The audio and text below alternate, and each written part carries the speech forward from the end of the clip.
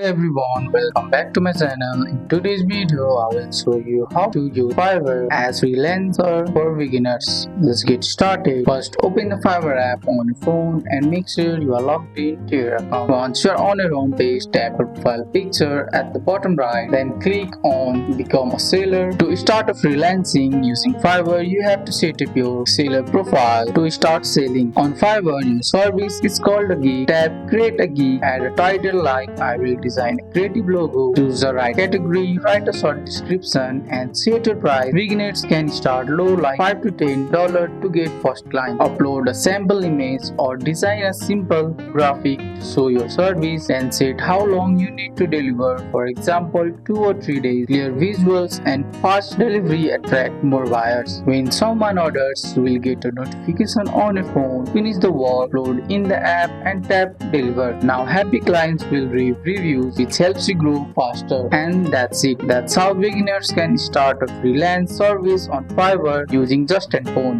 That's all for today's video, guys. I hope you guys liked the video. If you found this video helpful, drop a like, subscribe for more videos. Thanks for watching. See you in the next one.